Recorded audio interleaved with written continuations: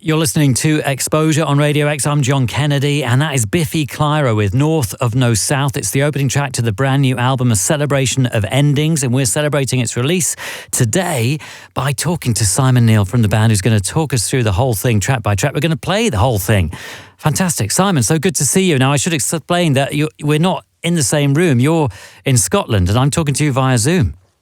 Yeah, it is our new normal. It's becoming extremely normal now. But yeah, we've done an awful lot of interviews, an awful lot of chats from this position in my living room. But you know what? It's good. Appreciate you wanting to talk, John. And any reason to talk about new music is exciting for us. Yeah, and exciting for us. And we appreciate you for taking the time out. So the opening track on the new album, when did you start thinking about a new Biffy Clyro album? I'm always thinking about new music. Actually, because we've had to postpone the release of this album. This is the first time ever, like basically as soon as we finish recording, I have this kind of the floodgates open and I just have a bunch of music. But because of the lockdown, it's not happened the way it previously had. So I think part of it is having to kind of just slow my mind down because the album's been pushed back and everything, nothing's as we expected it to be. So normally it's immediate. So as soon as Ellipsis was finished, I was thinking about this record. We had a little side adventure doing an MTV Unplugged thing, which was great. That was a lot of fun to do. And we made a soundtrack album called Balance Not Symmetry. And actually doing those two different projects really helped kind of clear my brain out. It helped me kind of not re-fall in love with music, but it just certainly you get into the swing of things when you're releasing, kind of doing big releases, so you've got like your couple of months of promo and then your year and a half of touring. And actually it was really liberating making a record last year, the movie soundtrack, that we didn't have to talk about and we didn't have to tour, we didn't have to worry about playing live, and that really informed this record when we went in to make it. Yeah, because, Ellipsis wasn't that long ago, 2016, and obviously you had that soundtrack album too. So it's not as if you've been away. It feels that Biffy Clyro have been present in our lives in some way. So it's almost a miracle to think that you've been able to put together a whole new album, considering that you've done all that other stuff as well. It's funny because I still feel as if I've been lazy, John. That's the thing. Like, it's, it still brings me joy creating music, There's certain parts of our job that we feel pressure and things like that, but see the act of coming up with a new idea and hearing it come to life. It's the most undiluted part of what we do as a band. That part has never changed, and that's what keeps me wanting to start new projects. Is because when it's so uncomplicated, when it's just you and your ideas and seeing if something works, it's so beautifully simple. So it's. Plus, that's the job. I mean, we're a band, I'm here to write songs. That's what I want to do. I feel very lucky, as I'm sure I always say to you, John, after the 6 or 7 albums we've done this with. Yeah. I still feel lucky to be making music. I still feel lucky that people care. I take it very seriously, but also I want to make sure I'm having fun doing it. And I think that's the toughest part when you've been doing it for like 15 or 20 years, is to make sure that you still have that kind of innocence and that naivety. When you're moving forward, not just like, oh, we're good at this, we've got it nailed, guys. This is easy making these albums. It's like you got to have purpose. And I think what the most important thing, waiting for A Celebration of Endings, was waiting for that sense of purpose to the lyrics and things. Musically, there's always purpose. We're always evolving, being influenced and inspired by different stuff. But it's always the lyrics that I'm like, I need to feel like I'm saying something new or something that I feel has to be said. I have to get off my chest. So. But it's a good problem to have. Yeah, that's really interesting. So for album number 8, what did you think? Did you think, right, we're going to try something different? Or, you talk about having fun and making it fun, but coming into this new record, it seems to me you didn't necessarily think you needed to change anything, because you went back to Rich Costey, who'd worked with you on Ellipsis. Yeah, I'm still a big fan of working with the same producer for 3 records. I think I describe like the first album with a producer is kind of like our first date, or your first or second date, where you're kind of in your best behavior. You're trying to give the best impression of yourself. No one wants to upset anyone else. And really, it's kind of in your second wave of dating where you suddenly start to get to know each other and you find out what makes each other tick. So for me, it was a no-brainer to work with Rich again. It was much more relaxed. He had a much more clearer idea of what we wanted to achieve as an album. With the album, and I think that's the one thing I would have changed in Ellipsis. We were all so polite to each other that I certainly learned I needed to be just more specific about what I wanted this album to be, and I think that really made for a much more relaxing recording process.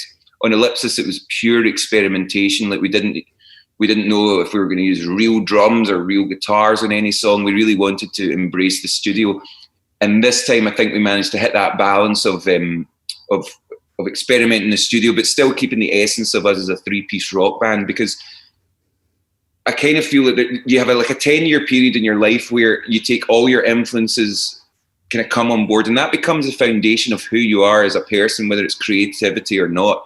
But that those kind of teenage years into your 20s is when you soak everything up. So I'm very comfortable with the fact that we're a 3-piece rock band, but I still want to take us into different areas of what we can do with guitar, bass, and drums. And Rich Costey really helps us explore that in a way. He's not really a rock producer in the traditional sense. He kind of wants to mess with the format and really kind of shake things up. And that's how I feel. I feel like as a band, we always need to keep shaking things up. We always need to keep trying new things. Try something till it fails. Don't be afraid of failure.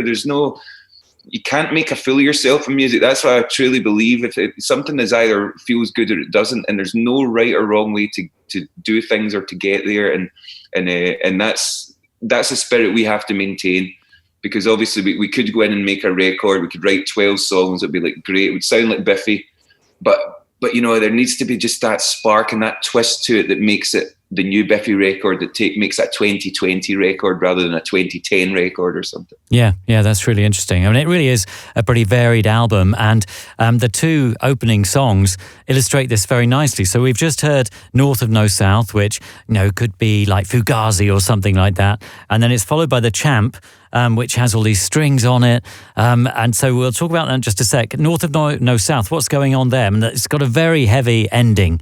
You kind of really lash out near the end of that song. What's it about?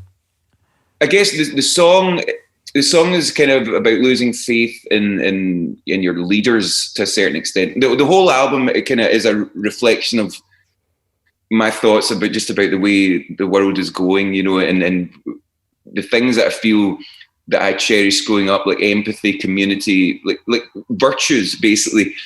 I feel that we have to now justify why being honest is a good thing, and why caring about being empathetic or caring for someone else is, you don't have to justify these things to want to help other people. And so that's the kind of essence of the album, is about change and about becoming better as a society and as a person myself, accepting the things that you cannot necessarily change, but also really making an effort to try and change the things that you can, and don't give someone else the responsibility to kind of change things for you. So North of No South is about finally realizing that you can't necessarily trust these so-called leaders in whatever form, whether it's the political leaders or the government or something, or whether it's, for me, that I had a tough end to a relationship with someone who we worked with professionally, and it was someone who I trusted implicitly. And then after a while, when you kind of fall out with something, things get exposed, and you realize maybe that you were caring about different things all along, and perhaps you were having a different conversation. You were talking about the same thing, but in a different way the entire time. So that's what North and No South is. It's like you lose you're losing your North Star as such. So you don't have that guidance, but you're aware that you have this value in yourself, and you might be kind of wondering, but you know that what's meant to be that North Star is not that North Star. It's proven itself to be not the bloody North Star. It's a guy with a torch up a ladder. And so with The Champ, it's almost like you're looking for a leader with The Champ, or it seems like a rally cry for youth in a way, this song. Yeah, it was musically. The Champ started as when I started writing that piano. I was like, James Bond, are you there? I was like, it's Neil, it's Simon Neil. So it had this real cinematic quality to it, even before I had words for it or anything. So I knew that song was going to be like a bit of a classical, kind of more sophisticated kind of vibe. immediately after North of No South, which is 3-piece prog and roll. That's what I like to call it. Prog and sausage roll. So the Champ, the song is really, it is about kind of saying to, like, leaders are not necessarily the older generation, but people who are resistant to change and resistant to the world evolving and becoming a better place. It's like, that's what the chorus is. We are the source of all the things you're desperate to ignore. And it's this fear. And don't get me wrong, I'm not in the young generation anymore, John. But you can't be scared of the young generation. The young generation knows best. They know. See, kids that are like 20 now, from the moment they've become conscious, they've been aware of the end of the world, climate change, austerity. Like, the future to them has become a lot more of a troublesome place than it was when we were growing up. When you and me were growing up, John, it was like there was hope, there was dreams. It was like anything was possible. And then sadly for a lot of youngsters, it's like they've been told, oh no, your dreams will never come true. You won't get that job. You can work as hard as you want, but you won't ever be able to achieve what the previous generations did. So that's what the Champ is. It's about, I mentioned the grey man's curse at the start of it, and it's just kind of people that go about their business that really don't want to cause any hassle, while people that have empty vessels make the most noise, basically. People who are often wrong but never in doubt. They always have plenty to say, and they'll tell you this and that. And actually, I think a lot of decent people have kept their opinions to themselves. And at this moment in time, you can see people deciding, no, enough is enough.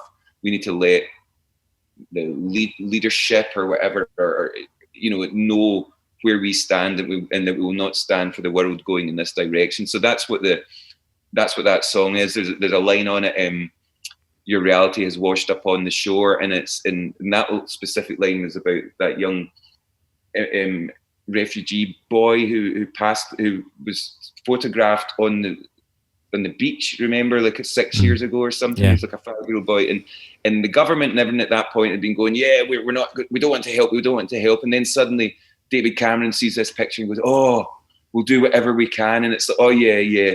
When it's explicit as that, but as long as you don't see it, you don't have to worry about it. And I just think, so that's what the Champ is about. It's like, we're going to make you pay attention. That's what the song is, and presented in a kind of sophisticated classic mode. Yeah, well, this is it. I mean, the presentation could lure in those people that you're talking about in a way, because it's quite friendly, isn't it? I mean, the beautiful string arrangement, done by Bruce Springsteen's string arranger, is that right? Yeah, it was a gentleman called Rob Mathis, who he's actually released a couple of beautiful solo records himself. But yeah, we loved his work recently with Springsteen and stuff. And we met him. We had such a good vibe with him. You can tell when someone's really keen. Sometimes you work with people and they're like there to do a job, and it's like, great, pleasure to work with you. Thanks, see you later. Rob kept hearing songs, and he kept saying, I want to do strings in this one too. And we were like, we've only got budget for 2 songs, Rob. So when he ended up doing the strings, he did like 4 songs for us, did twice the amount that he was going to, squeezed it all in. And he's just one of these vibe masters, like you could watch him conduct like just a video of his face. He's so emotive. So to have him involved and become such a part of those strings, string arrangements was really, it was a big deal, because sometimes you pour your heart into a record, and sometimes you ask someone to come and do something, and they kind of only half commit. And that's something I can't stand, John. I've got there's very few things that I don't stand for. I don't stand for a lack of loyalty is very important to me, and also commitment to what you say you're going to commit to. So to work with Rob was incredible, and he really nailed it. He nailed we'll talk about the other songs later, but he really went to town. Yeah, and so after lulling us into a beautiful, serene feel with the Champ, Weird Leisure kind of bashes us on the head again with that beautiful rolling rhythm and amazing attacking guitar. And it's almost an attack lyrically as well. Are you attacking somebody with Weird Leisure? Yeah, there's a couple of songs in this record that are a lot more kind of personal than some of the others. A lot of them are kind of outward looking. This song is kind of about a specific person in my life that just had a trouble. I don't want to tell their story, but they just struggled with like drugs and things for a few years, and really kind of alienated, had a really alienating few years, and sitting from the outside, I could just see like the strips of happiness and joy getting torn off, almost like self-flagellation, with no with no euphoria afterwards. And I just saw my friend's life just become smaller and smaller, and that's what this song's about. Just about trying to help someone that you care about so much through a really dark period in their life that's kind of their own making, And I think I'm sure, I'm not sure about you yourself, John, but I'm sure you've talked to many people who have had those moments in their life where you rely too much on either a chemical of some sort, and it just very quickly becomes the bane of your existence. And my friend was so close to just that classic looking up and everyone is gone, and at points it felt like it was going to end up like that. And that's what the song is. That the choruses, each chorus evolves. So like it starts with saying like you're in the worst place ever, you're struggling, there's nothing for you, and then the last chorus is like you're up, you're at 'em, you're looking out the window and you're seeing all you're going to have. And then my kicker at the end of it is, but it's my turn now. It's my turn. Don't hold me back. So I'm going to get on the drugs now. There's some words of wisdom as ever. I mean, weird leisure comes and all pleasure goes. So the idea that possibly all those rock and roll pursuits that in a way, when you start out in a band and it's almost like you're told you have to go crazy, you have to indulge. And then if you do, suddenly there's a dark side to that, and all the pleasure, all the fun just disappears.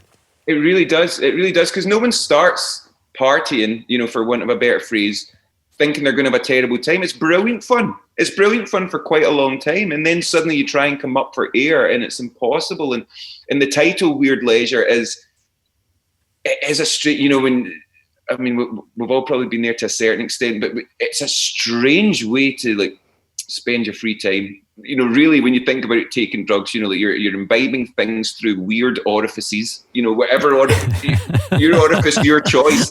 Yeah. But it's such a strange thing to do, and it's such a strange thing to have basically control your life, and it's not easy to deal with. It's not easy to step away from. No one starts intending to become addicted to anything, but it is a weird thing to do. And when I look at this, the younger generation, just to touch back to the Champ, I don't think because of the reality they've come of age to, I don't think they have the same desires to go and get all fucked up like we did. We were kind of trained that like, hey, that a genius is also a troubled soul, and drugs and drink really help you inhabit this other kind of, I don't know, plane. And it's not true. It's really not true. As someone who's dabbled and had good times and bad times as well, I can well and truly say it's had no impact whatsoever on the music I've made. It's maybe I've maybe sung about moments, but it's certainly never made me more creative, or not drinking or not taking drugs hasn't made me less creative, and that's what I'm trying to say to my friend in this song. It's like, just, things, like, it's all out there. Everything's out there for you. There's such cheap ways to get a buzz out and about, and I think lockdown, even on a basic level, cherishing these little things that perhaps we've taken for granted, over the years. And I think it's a wonderful thing. And the song almost could be seen as that, like you're not actually captive from the drugs, you're captive from this lockdown and this, So some of the songs in the album have the sentiment has twisted slightly because of the reality we're going through at the moment. Yeah.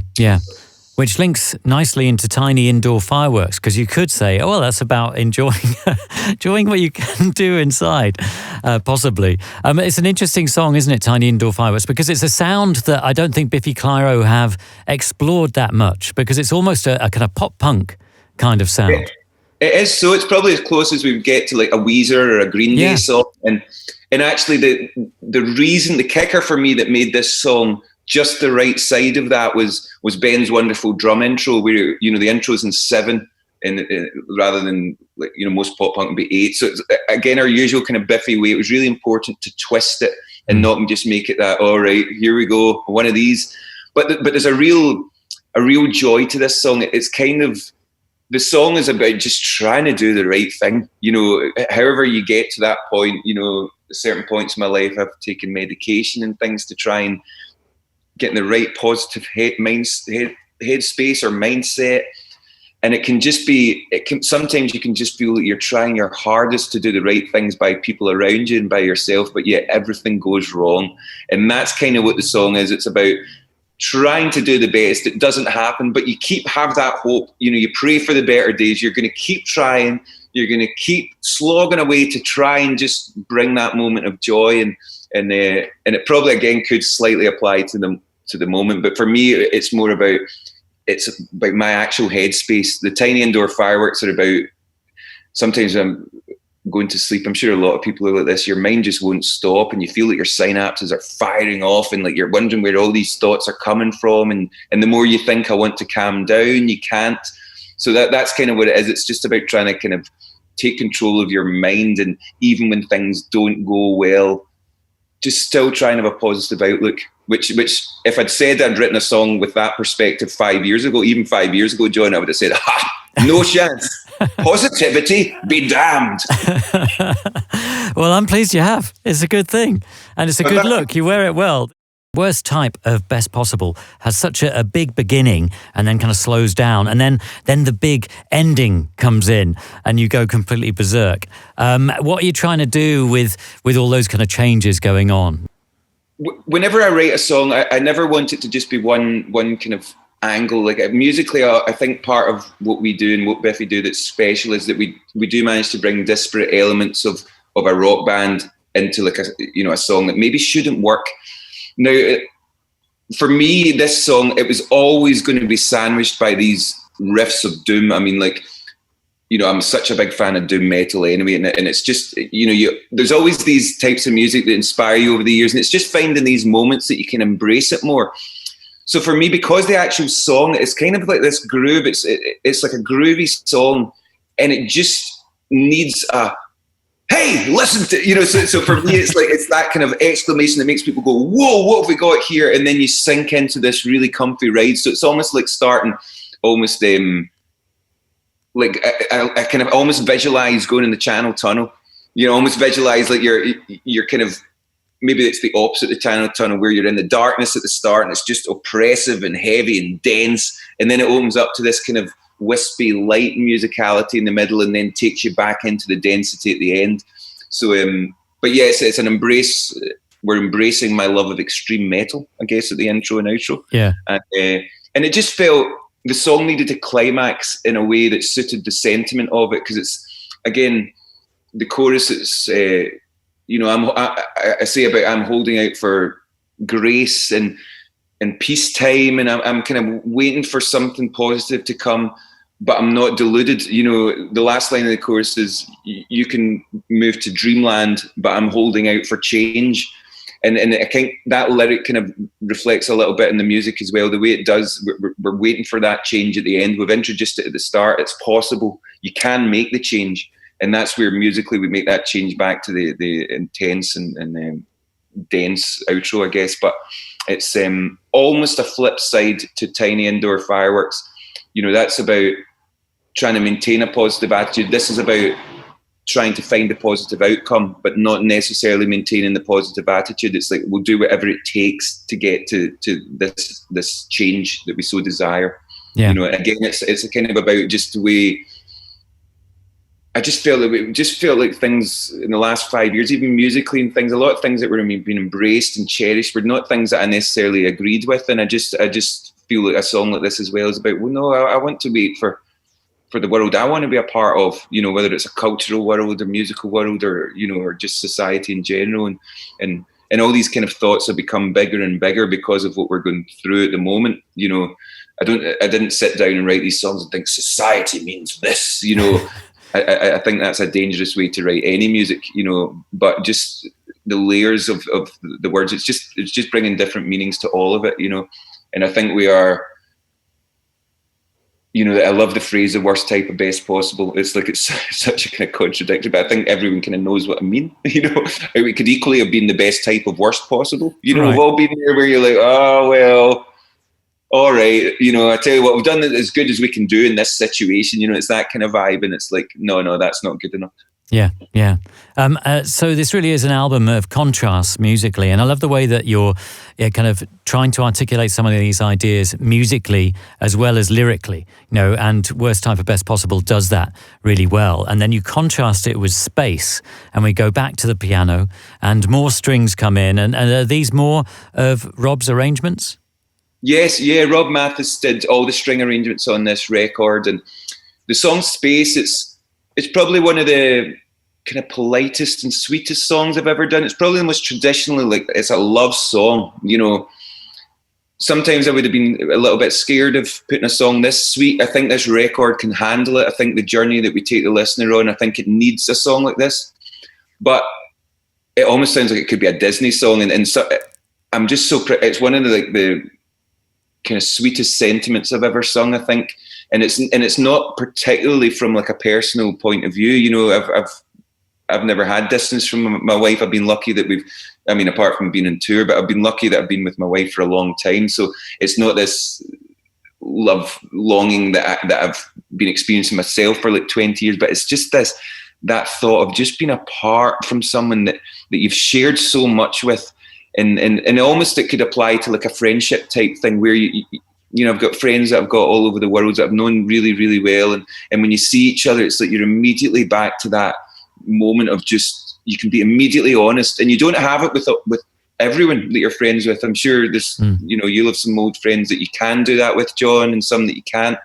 And then I've got a handful of friends that I feel very lucky that no matter how long I haven't seen them for or where they are, we're always back to that exact same relationship we had. And that's what the song kind of is. So it's almost as much a friendship song as a love song. Yeah. But yeah, Rob did a beautiful job with the strings. We messed around with this song a little bit. We wondered whether to make it like a bit more abrasive, which sounds bizarre now that you've heard the song.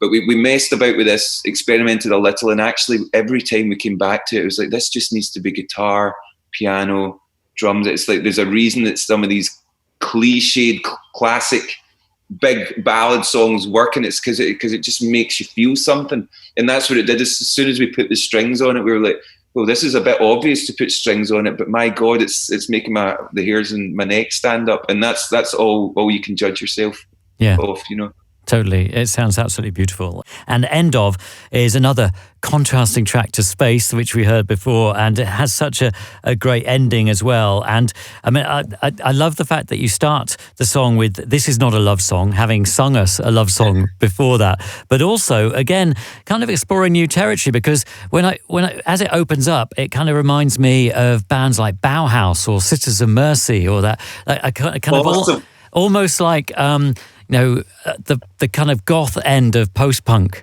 possibly. And one of the great things about the new record is that both the drums and the bass really have their moments to come through. And the drums sound amazing, and the bass on End Of sounds amazing. Thanks so much. Yeah, again, that was another thing we learned from working with Rich a second time. It's just learning the little parts of the record that you can really expand upon, and I feel like over it's like 10 records we've made, including our B-sides records and things. So I feel like I've explored a lot of guitar things over the years, and this album was always going to be about let's embrace different bass sounds and drum sounds. Now James bought this amplifier from 1981, which it was probably used by Bauhaus, and it was we spent about 3 weeks trying to get it working, and then we got it working, and we immediately put it on End Of. And I have been going through a bit more of a post-punk period over the last few years. It's not an era of music that I've particularly dug into. Now, the aesthetic of it all, the sound, the look, the artwork of the album, everything about it, I'm really taken by at the moment. And actually, one of my favourite new bands at the moment is a band called Crack Cloud, who are about to bring out a new album called Pain Olympics. And their last album, which I think was just a combo of 2 EPs, was just beautiful. And it really spoke to me in a way that a lot of post-punk hadn't, and it just made me really go down the wormhole. So, but yeah, this song, it's bass, the dirty, filthy, thieving, horrific bass that James is devoted to the song. But yeah, it's just trying to find new ways to do things. We are a 3-piece rock band, but for example, it felt like a really post-punk type bass riff, and then I thought, well, what would be the last thing I should do? I'll sing with a falsetto over the verses. So there's little things like that just, again, that's what makes it Biffy to me. It's just finding those little esoteric moments that kind of don't really make sense, but suddenly when they're in there, it's like, could it be any other way? Yeah. And this song almost right up until the last month was going to be the opening track of the album, partly because of the musical intro, but the lyric as well, you know, coming off the back of Ellipsis. It was like, I wanted the opening lyric to be, "This is not a love song." That was just a phase, as kind of a tongue in cheek. But then when North and No South ended up sounding so good, we were like, well, let's put End Of immediately after Space. As you say, just as that reaction after Space, it's like, well, this isn't a love song. You know, that was track 6, mate, you know. Yeah. And it's truly Biffy. I can't wait to play this one live, John. Yeah, I can't wait to hear it. It's one of my favourites on the album, definitely. And I mean, this is the kind of frustrating moment, isn't it? You're hearing a new record by an amazing live band, and the next thought is, right, can't wait to hear these songs live, and who knows when you will be able to perform them for us. Oh, I know. We are organising a show for the weekend of release. So this weekend coming, you'll be able to see a Biffy performance, and we're trying to do something a little bit special. But yeah, it's such an important part of the evolution of the songs, John, to take them live. And it seems the songs will feel slightly unfulfilled or don't know if that's quite the right phrase, but incomplete until we take them onto a stage, and we literally, until I can kind of see us sharing the music. You know, I'm pretty sure people will be listening to it out there, but until I see them listening to it doesn't seem real. Yeah. Well, I'd love just perform the whole song. You could, book a venue, just perform a whole song. I know the audience won't be there, but I think they'd all lap it up online. Yeah, absolutely. What we're going to do, we're going to perform the whole album. We're going to do the whole album. I've got a bunch of cool ideas, so it will be here very, very soon. Fantastic. Instant History is the next song, and this was the first single from the album. And why did you go with this one as the first introduction? It felt like the biggest statement on the album for a band like us to come out with a song that barely has any guitars on it. It's like there's something quite twisted in me. We're slightly obnoxious people. So we do like to put out something that's going to kind of stir some people or ruffle a few feathers. But it just felt like a massive pop song as well. You know, I find it tough to write in such a simple manner, and sometimes I need to be in like a different studio or something to kind of write. You know, I'm so used to writing with guitar that sometimes I just need to be in a different studio just to kind of free my brain. And in that song, I needed to not be standing in the room with the boys to complete that song. And I've always wanted to write a tune where the chord pattern doesn't change. Now, I know that sounds like very basic, but our songs normally have a lot of melodic changes and rhythmic changes, and for years I've been trying. I first attempted with a song called Pocket on our Opposites record, but I couldn't quite make it work in that. But I finally got a song to work where it's the same chords the whole way through, so just even the dynamic and how the song should build was different for us. You know, we're coming to it from it doesn't go heavy, it doesn't have a melodic shift that makes you go, oh. It's just like building and building and building. So the album could really needed a song like that as well. I think there's a couple of songs in the record, like Opaque later on, Space, The Champ, and Instant History, that there are real moments that you can breathe in the record. And I think it's so important because there's moments of real complexity and density. And then there's these real moments where you can just let the song breathe and let it wash over you.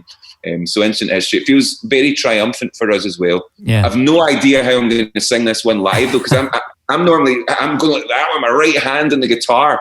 So I don't know what I'm going to do. And it's interesting because Instant History almost has a drop in it as well. It's funny because that was like, again, see when you're making a record, see if you can't make yourself have a little laugh here and there. There's no point in making music. It shouldn't be like uber serious all the time. You should, like, some of our best musical moments have been moments where we've literally not stopped laughing and then going, yeah, but it's good though, isn't it? And that's how it felt in this instant history. We were like, can we have a drop? Can we have a moment where the chorus drops? My God, it's 2020. Does anyone even drop anymore? and it was like, well, that's what the song needed. And again, making so many albums, you do learn at certain points, sometimes a song, you can't necessarily make a song where it's not. You can sometimes tweak things, but sometimes like Space, it needed strings. That was the way that song should have been. Instant History, it needed that moment to just be like, oh, where the floor gives way. It feels like you're in a, because the song builds in tension, and then I just wanted it to feel in that chorus like the actual floor get pulled away, and that there's nothing. All the walls disappear, the ceiling disappears, the floor disappears, and you're kind of floating in midair. And then the verse comes back again, and you're suddenly in this room.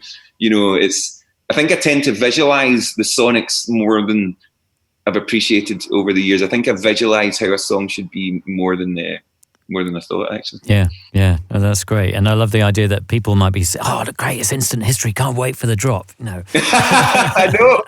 Biffy headlining the dance tent in Glasgow. It's going to happen. So the Pink Limit, what is the Pink Limit? The Pink Limit, now this was almost the title of the album. The Pink Limit is just, I've reached the end of my patience. That's what it is. It's a human's patience. So it was just a flippant way to describe that. And it was a phrase that I really, really love. I think it's like an old Ayrshire phrase where you're like, oh, he's the pink limit or she's the pink limit. So it's a wonderful phrase. And this song felt like it literally was the pink limit. We played this. This is probably the most complex song on the record. Took a little bit of tweaking. The outro is probably my favorite outro in the album. Like I ended up taking it from guitar to keyboard, and I found a lot of these kind of melodies and harmonies that are really harmonies that I haven't inhabited before. Very jazzy, very jazzy is probably the way to describe it, and it's not something that I've fallen into or that I would fall into in a natural format. So I needed to kind of take, I played it in the keyboard, and I was like, I found it, then tweaked my guitar playing accordingly. But yeah, this song is all about Ben and James's rhythms again. Yeah. Like Ben just came in with a wonderful beat for this song, and it was just one of those, you just know, it was like, this is special. And it just unfolds in a typically Biffy way. It sounds a bit like Queen. As I say, the Pink Limit is about coming to the end of your patience about something. It's kind of, again, linking back to more a societal thing, where I feel like I was just reaching the end and just going, I can't put up with this. I can put up with this new normality we're going through just now more than I could the normality we were going through even a year ago. And I hope that doesn't come across as insensitive, but I just felt that things were being chipped away at that I've always held in really high regard and importance in my life, and my family have as well. And as I say, I talked about it earlier, just community, empathy, love, compassion. And I just can't believe that those things were starting to deteriorate and actually not be valued by people that we're meant to trust. So that's what the song is basically. And it's just pure Biffy. I love what Ben and James do in this song. There's a lot of, I write an awful lot of the bass and the drums stuff as well because sometimes you need to have a definitive vision of what a song is. Not every song can just be like, oh, we'll try this. That's great. Yeah, that's good enough. Sometimes the more complex songs need to be so specific. So the harmonies of the bass were quite important in this, but the drums, it was really just Ben, let your freak flag fly here. Let's see, go to town. And we did the same in Cop Syrup, where it was like, Ben, let's hear it, man. Like all your rock and roll drummer dreams can come true. And it can be tough for drummers, especially in rock bands, because you're always trying to tell drummers to simplify. You're always like, don't play over my vocal, man. I've got such a nice melody and lyric, and you're just playing over the top of it. So it's always that balance, especially with Rich Costey, who always wants minimal. So in this song, it was like, let's go maximum in this. This is like maximum Biffy Clyro. Yeah. There's no less is more in this tune. Yeah, it's fantastic. The drums, as you say, sound amazing. Opaque is the next song, though. And again, you kind of take it down, but this time with acoustic guitar rather than with the piano. Yeah, it's again, this was a song that we built this a few different ways, and it was a bit more bombastic in different forms, and actually ended up becoming just a little bit cheesy, for want of a better word. Like the same reason things that worked in Space didn't work in this song Opaque, and the lyrics in this song are really, you know, I talked earlier about a relationship falling apart, a professional relationship, and that's what this song is about. And it's probably as brutal a way as I could kind of talk to the person that I've had a falling out with on this song. And it was a real awakening for me, and I really, for the first time, realised I'm maybe quite naive at certain points in this business and in this industry. You know, I definitely am naive about certain things. I always think people have everyone's best interests at heart, you know, and that's a ludicrous perspective to have, you know, and I'm not as you know, blinkered as I used to be in that regard. But this was someone I really trusted, who really I felt really not betrayed as, but just there was a real breakdown in trust, and that's what this song is. And so with the lyrics and everything, I really wanted the music to be actually quite lush but skeletal. I really wanted the words to do the talking in this song, and when we made it big and bombastic, it lost meaning, it lost intensity, and it has a level of intensity. And the outro, I'm so proud of us in the outro, because every time we were listening to it, I was like, let's put more in this outro. We were like, let's put more guitars, more drums, more strings, and actually it worked when we minimized the outro. The exact opposite of the Pink Limit. And again, it just goes to show that something that works for one song doesn't always work for another. And Opaque, and those lyrics in the outro, that these walls are closing in, it's like that's the key sentiment of the song, because that's what it felt like when you have people that are someone that you trust more than anyone else, and you realize that there's maybe that trust has been misplaced. You can feel that your world is so small, and that's the key sentiment of the song is you know, that outro. So and it felt like a nice way to kind of seek from Pink Limit into Cops, you know? Yeah. You know, 8 albums in, and you have tried so many different variants of what an album should be, and you really have thrown everything at the canvas on so many occasions, you know. And one of the things that I really like about the new record is that kind of everything is thrown, but at the same time, you've kind of kept it quite simple, you know, in terms of, you know, it's quite a short record really for a Biffy album, and all those different elements are in there, but you've also kind of honed them by the 8th album to the point that you kind of have a real awareness of how you're going to use them, and you're using them very strategically, I think, and you've been explaining that really. Yeah, thank you. It's just experience helps a lot. You know, you have to retain the naivety and that excitement of the reason you wanted to join a band in the first place. But we have learned a lot over the years, and Ellipsis taught me a lot as well. There was, when we worked in Ellipsis, there's a couple of wee characteristics of our band that perhaps are missing from Ellipsis. I wouldn't change a thing on that record, because it was absolutely its own thing, you know, and that was the project was to do that. But on this album, I feel that we've really finally found that balance of exactly what we do, with the explorative side of it, but also knowing what works for even the songs that I write. You know, it's like I'd love to do a song with a brass band. We've used brass bands before. If normally, maybe in previous records, I'd be like, brass band in this album, I don't care what song, we're getting a brass band. I think the more records you make, you're like, well, no, you can't just do something because you think it's a cool idea. You know, try it by all means, but you need to just be a little bit more sensitive with your choices. And I think having made the soundtrack record, it really liberated my mind, and it kind of made me remember and fall in love with the actual simplicity of making music. It's as simple as listen back to something and go, do you think that's brilliant? Could it be better? Is it being made worse by what you've done? And that's what I feel we are as a band now.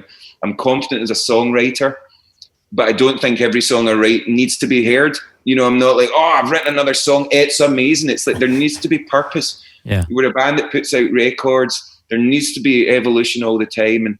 And this album, I feel like we've kind of streamlined things into just learning exactly what we need to know and unlearning exactly what we don't need to know. So there's like a freedom to this record, but equally, hopefully, a sophistication, which I think a song like Cop Syrup highlights in quite an extreme way. You know, that I don't think there's a lot of bands that would attempt a song like this, and we have combined punk and prog, which it was never meant to be combined. It's like peanut butter and jam. It was never meant to be seen together. Yeah. But it just, when things feel right, they just feel right. And as I'm getting older, I'm more sure of what I like, John, and I'm more sure that I don't care if other people don't like it. I truly care if people like this album. You know, I put a lot of my effort and my emotions, my heart, my soul into it. But when I'm making the songs, it's like all that matters is what me and the boys think. And Cop Syrup just was so ludicrous. It's so over the top. It's a perfect way to end this album, because it's kind of quite a cheeky record, because it does demand quite a lot of the listener. But I would say that I think people are a lot smarter and a lot more complex than albums make them out to be. You know, you know. Because the amount of times I've had to say, oh yeah, it was eclectic, you know, it's like, well, people don't, I don't just sit and listen to grindcore all day. I'll sit and listen to Fiona Apple 1 minute, I'll listen to Full of Hell the next, then I'll listen to Billy Woods the next, and then I'll listen to Glenn Campbell. And it's like, we all like so much different music. And I had to be honest about where I am as a person. We're honest where we are as a band. And actually, I like all this music, and I want it to bleed through in what we do as a band. So I appreciate you saying that. I do think we've matured, and that we know what we're doing. You know, yeah. And just when you talk about saying how we've done a double album, I've got another 10 songs that we're going to bring out later, because we can't tour.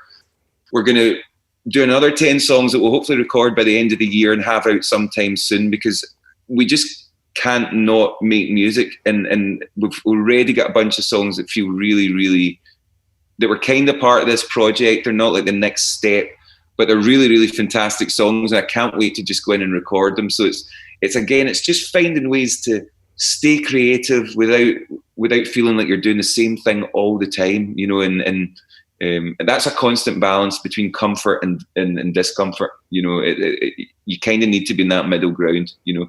Yeah. It's like genius and stupid. Right? That's really exciting to think that there might be another new Biffy album out early next year. That's really great. And yeah, and Warners will kill me for saying that. I'm sorry, Will. But it's just, you know, keeping yourself moving is the most important part of being creative in anything. See, if you're static for too long, it's really hard to get moving again. It's like those World's Strongest Man things when they're pulling the truck. They can pull a truck half a mile, but see if the truck comes to a standstill halfway along it, they can never get it going again.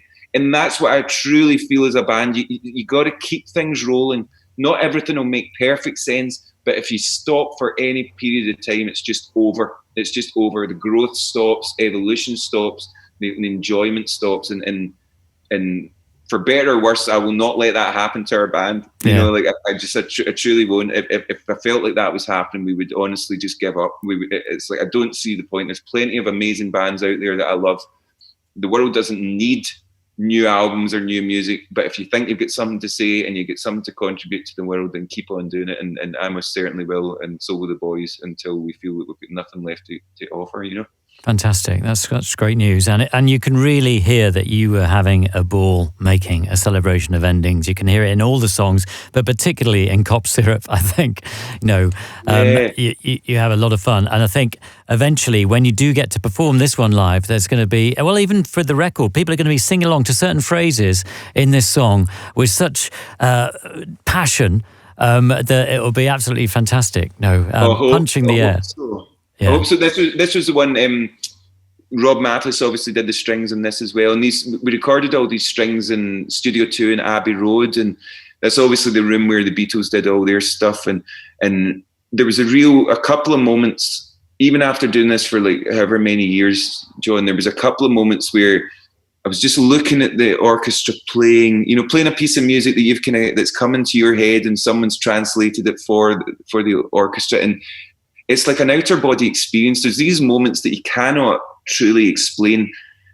You know, it's like something that just comes into your mind here. You know, this is where I write all my songs at home and everything. So, and to see it end up in like Abbey Road, and for it to be a song like Cop Syrup, which is so abrasive but hopefully so beautiful as well. I want it to be everything, you know. And to hear that come together, there's very few moments where you're honestly like I'm hovering. You know, I was hovering off the ground, and it was truly wonderful. Rich Costey had never worked in Studio 2 at Abbey Road either, so he had like a tear in his eye the whole day, and it was just one of those moments where it felt that there was a lot of weight behind it, and then when you hear it recorded and put in the song, and you're like, it's everything you wanted it to be and more. It just like, there's just those little perfect moments when you're making a record, and that most definitely was. And the reason I love this to end, every time, I don't want to give it away too much, but every time the band kicks in at the end of this song, it's like people laugh out loud, and I love it. And that's what I want. You know, I want people to end this record and go, I need to hear that again. And I think it kind of has that vibe. And I think Cop Syrup is just the best statement to end our 8th album. And it's a 2020 record. And you know what? We're at a moment in time where it is fuck everybody, woo. You know? Radio X.